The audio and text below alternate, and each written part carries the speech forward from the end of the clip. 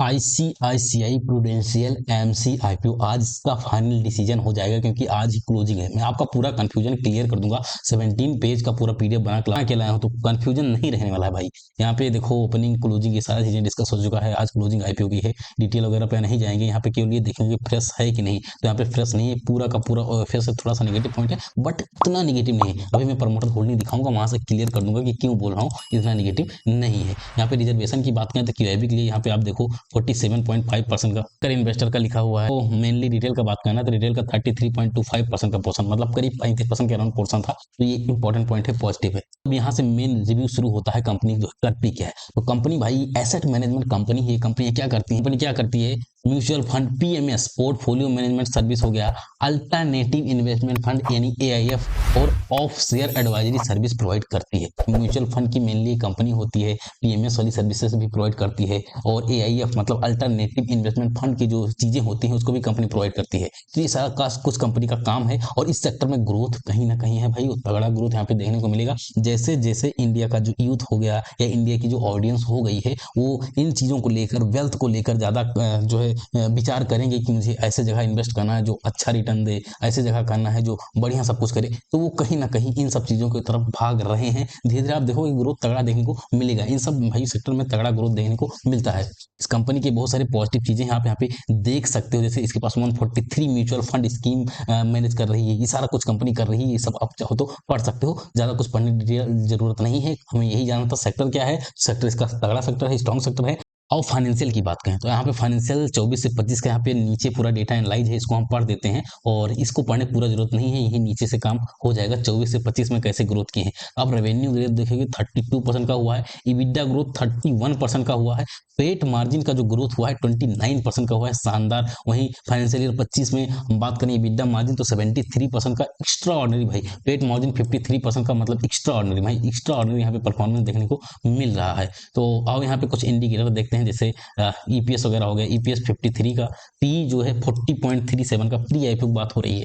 ROE की बात करें तो 82.8% का मतलब एक्स्ट्रा ऑर्डनरी भाई आरओई है। Return on network extraordinary 82.8 का extraordinary. Price to book value भाई ठीक ठाक है। प्रोमोटर होल्डिंग पहले 100% थी, अभी आईपीओ आने के बाद 90% हो जाएगी। तो यही मैं बोल रहा था कि अभी प्रमोटर होल्डिंग आपको दिखाऊंगा, वहां से क्लियर हो जाएगा कि ओएफएस का मतलब है कि नहीं। भाई ओएफएस का मतलब ये नहीं होता है कि कंपनी एकदम बेकार है। ओएफएस का मतलब भाई प्रमोटर को, उनको पैसा भी चाहिए, उनको भी कमाना है भाई। तो प्रमोटर अपना स्टेक बेचते हैं, कहीं ना कहीं बेचते हैं, तो अपना 10% और पोर्शन बेच रहे हैं, करीब 10% के अराउंड तो बेच रहे हैं। उसमें कौन सी बड़ी बात है। प्रमोटर होल्डिंग फिर भी 90% के अराउंड रहेगी, जो कि बहुत सारी कंपनियों से लाख गुना बेहतर है। ऐसी ऐसी कंपनियां देखने को मिला है जो 70% प्रमोटर होल्डिंग पे रहती हैं, फिर भी अपना स्टेक बेचती हैं और फिर भी तगड़ा लिस्टिंग देती हैं। ऐसी कंपनी देखने को मिली है। जबकि यहाँ पे प्रमोटर होल्डिंग भाई 90% का है। कोई इशू नहीं होना चाहिए, ओएफएस में कोई इशू नहीं होना चाहिए। जब भी ओएफएस रहे तो प्रमोटर होल्डिंग जरूर देखो। तो प्रमोटर होल्डिंग ज्यादा है तो कोई दिक्कत नहीं है भाई।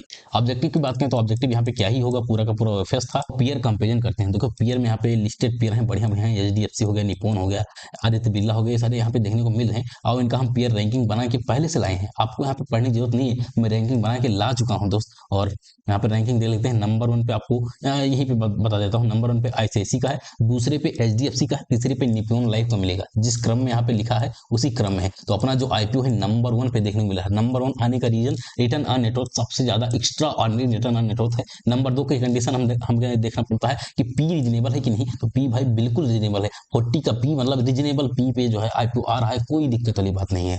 वहीं H D F C MC का देखोगे तो उसका 45 का पी है, उनसे तो बहुत बेहतर है। फोन का 41 का है, उससे भी बेहतर है। तो पी मामला मतलब बढ़िया है, बढ़िया यहाँ पे पी वगैरह है। आईपीओ प्राइस फेयर है। यहाँ पे आईपीओ प्राइस भी पूछा जाएगा फेयर है कि नहीं, तो जी यस फेयर है। आईपीओ का प्राइस फेयर है, दिक्कत वाली बात नहीं है। पी वगैरह रीजनेबल है, आईपीओ का प्राइस फेयर है। और जब फेयर प्राइस रहता है तो ठीक ठाक लिस्टिंग की भी उम्मीद रहती है और साथ साथ लॉन्ग टर्म का भी व्यू बन जाता है। अब फंडामेंटल की बात करते हैं, स्ट्रॉन्ग है कि गुड है। तो फंडामेंटल भाई बिल्कुल स्ट्रॉन्ग है, गुड नहीं, बिल्कुल स्ट्रॉन्ग है, तगड़ा स्ट्रॉन्ग इसका फंडामेंटल है। और जब भी फंडामेंटल स्ट्रॉन्ग रहता है तो लॉन्ग टर्म के लिए व्यू बन जाता है। जीएमपी अभी 0 भी होता तब भी मैं इसमें पैसा लगाता, लॉन्ग टर्म के लिए डालता। लेकिन अभी तो जीएमपी वगैरह भी देखते हैं। जीएमपी 13.9 करीब 14% का जीएमपी है भाई, जो कि ठीक ठाक जीएमपी चल रहा है। और आज शाम आते आते जैसे ही तगड़ा यहाँ पे सब्सक्रिप्शन देखने को मिलेगा, जीएमपी वगैरह इसका जो है फिर से बढ़ जाएगा और तगड़ा जीएमपी हो जाएगा। और हो सकता है 20 तक जीएमपी टच कर जाए, 20% के अराउंड। देखते हैं टच करता है कि नहीं करता है। Anchor book main important, anchor book की रेटिंग क्या बन रही है। तो एंकर बुक में आप देखोगे जो टॉप 3 में हमेशा बोलता हूँ, टॉप 3 देखा करो। Mutual fund, global F SBI life insurance, इनका पोर्शन कितना है? तो इनका पोर्शन आप देखोगे करीब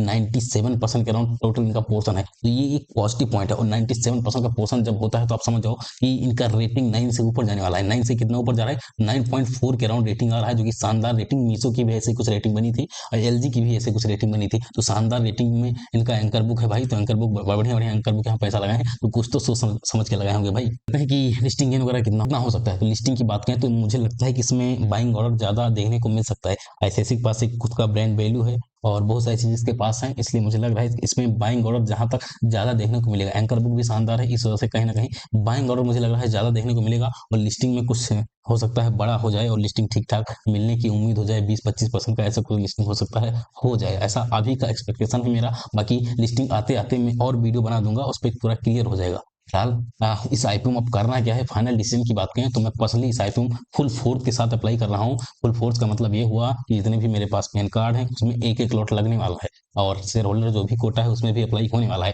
ऐसे ही आपके पास जो भी हो, शेयर होल्डर से हो उसमें भी लगा दीजिए, रिटेल से हो तो उसमें भी आप लगा सकते हैं। इसमें ज्यादा रिस्क देखने को नहीं मिल रहा है, फंडामेंटल कंपनी का स्ट्रांग है, जीएमपी वगैरह भी ठीक ठाक चल रहा है, तो लिस्टिंग की ठीक ठाक की उम्मीद है। बाकी लॉन्ग टर्म के लिए कोई रुकता है तो लॉन्ग टर्म के लिए भी कोई प्रॉब्लम नहीं होनी चाहिए। लॉन्ग टर्म में भी एएमसी कंपनी में कोई इन्वेस्ट करना चाहता है तो आई थिंक ये बेस्ट ऑप्शन हो सकता है। तो जी इसमें अप्लाई हो सकता है भाई, इसमें अप्लाई हो सकता है और मैं इसमें अप्लाई करने वाला हूँ। आप क्या करने वाले हो कमेंट में राय जरूर दीजिएगा। फिलहाल आज की वीडियो को समाप्त करते हैं। आई होप इस 17 पेज का जितना भी पीडीएफ था, जितना मेहनत से मैंने बताया है, और उससे सारे डाउट आपके क्लियर हो गए होंगे। फिलहाल आज की वीडियो पे समाप्त करते हैं। ऐसे शानदार कंटेंट के लिए चैनल को सब्सक्राइब कर लीजिएगा, टेलीग्राम व्हाट्सएप चैनल को ज्वाइन कर लीजिएगा ताकि सारा अपडेट आपको मिलता रहे। मिलते हैं अगले वीडियो में, तब तक के लिए जय हिंद, वंदे मातरम।